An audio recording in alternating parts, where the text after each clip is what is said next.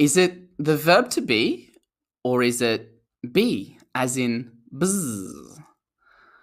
Oh yeah, what's up, real lifers? Ollie here. Today's lesson is all about homophones, words that sound the same, are spelled differently, and have different meanings. Confusing, right? Understanding homophones will greatly improve your listening, and if you're one of those people who easily confuses words, don't worry, because by the end of this lesson, you will be a master of the 10 homophones that I'm going to teach you in this lesson, because I have a little secret so that you never confuse these words again. But before we get started, I would like to give a shout out today to Aman Singh, who says that having lessons with Ollie and with us at Real Life English is everything that you need to be able to speak fluently. Thank you so much, Aman, for such kind words. And if you want to get shouted out in one of these lessons, make sure you leave me a comment below.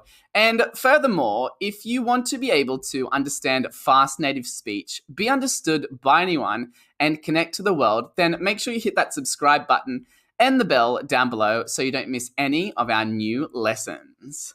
Okay, so let's get on to today's lesson.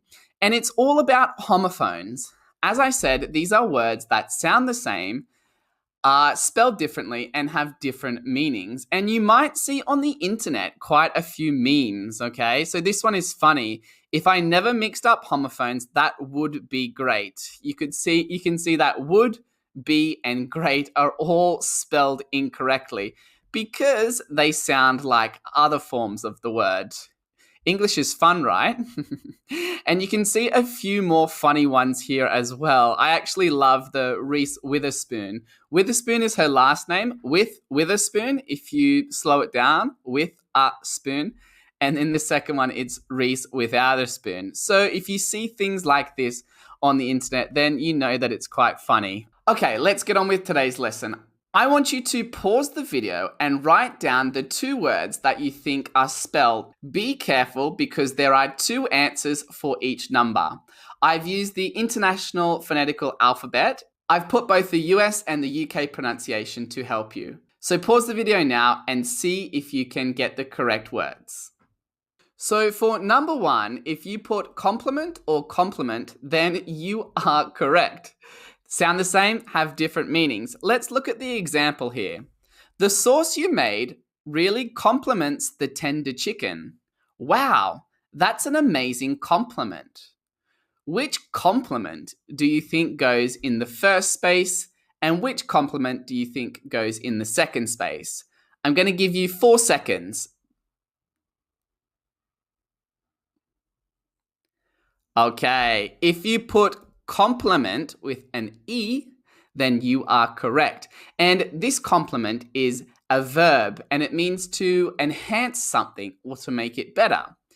And if you put in the second one, complement with an I, you are correct because this is a noun, and it basically, you say this when you want to tell somebody that they have done a good job.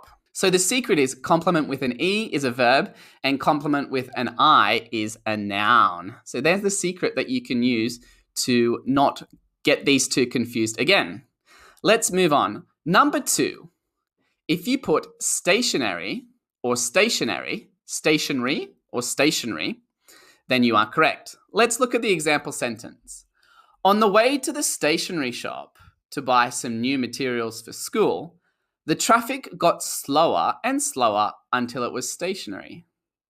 Okay, I'm going to give you 4 seconds to choose the correct answer. Okay, if you put stationary with an E, then you are correct there. And this is a noun, so that's the secret, right? And stationary refers to like your materials, pens, anything that you need for school. Pen, book, eraser, things like that.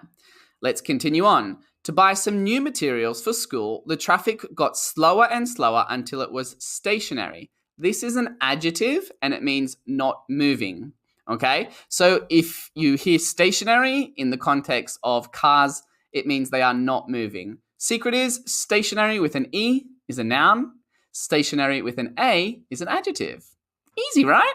If you are still confused with how to identify homophones and be able to use them correctly, then our native immersion course is perfect for you. This is a 41-week course that is the next best thing to living in an English-speaking country.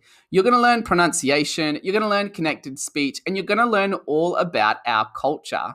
And the best part is you can try it for free today with our 3-part power learning series. To get started today, I've left a link in the description below. All right, let's go on. Number 3, steal and steal. Let's look at the example sentence. Someone who decides to steal a car has committed a crime, but auto parts are made of steel.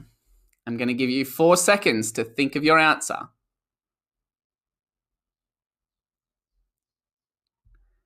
Let's have a look. Good. Someone who decides to steal a car has committed a crime. As you can tell by the word that comes before steal, to, steal is a verb, all right? And it means that you take something that is not yours. And the second one, but auto parts are made of steel. Here, this steel is a noun and it refers to the silver material that we use to build things, right? Awesome. Okay, let's move on to number 4. Peer and peer. Let's look at the example sentence. I thought I saw a shark in the water, so I wanted to peer off the pier to see if I could see it. So confusing, right? 4 seconds to think of your answer. 4.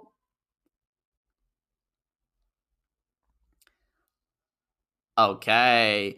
If you put peer with 2 E's, that is correct. And as you can tell by the word that comes before it, it is a verb. And to peer means to have a little look over something that you can't really see. So if I'm back here, I can't peer. I can't look. But if I get closer, I can peer off the edge, and that's fine. Okay, and the next one is the pier. And you can tell that this is a noun by the pier. And a pier, if you live near the beach or if you go and visit a beach and you see like a wooden structure that goes out on over the water and you have like shops and things on there. Santa Monica Pier in Los Angeles, I think, is a famous one. My microphone. Is a famous pier, okay? So it's the wooden structure that you go on and it is a noun. So you can start using these words today on the RealLife English app. We have been working really hard to develop this app. And on the app, you can listen to our podcast and read the transcript at the same time. This will improve your listening, your reading, and your spelling as well. The app also has a speaking part where you can connect with people from all around the world to practice your speaking. If you haven't tested the app, what are you waiting for? To download it today, there is a link down in the description below. You can also download it on your Android, and we will keep you updated of when it's available in the Apple Store. All right, let's look at number 5. If you put heel and heel, you are correct. Let's look at the example sentence. If the heel breaks on your shoe, you might fall. However, your injuries will heal over time. Oh, I gave that one away. 4 seconds. 4. Okay, if the heel breaks on your shoe, okay? So as you can tell from the word before heel, the heel is a noun. And it's basically, think of your shoe as this, your toes are here. The heel is this part at the back, right? The heel of your shoe, and you also have a heel on your foot as well. Breaks on your shoe, you might fall. However, your injuries will heal over time. And to heal means to cure or to get better. Yeah, interesting, right? So what you've learned in this lesson is that even though some words in English sound the same, are spelled differently, and have different meanings, they are often easy to identify depending on what part of speech. That is it a noun? Is it a verb? Is it an adjective? So next time you think, oh, what's the word? Think to yourself, is it a verb? Is it a noun? Is it an adjective? Or what part of speech it is? And that is going to help you to be able to not get confused again. It's the secret, right? And before I go, I just want to say, and lastly, bye. To say goodbye, I can say I am going to buy some new clothes, or I can say that this video was made by me.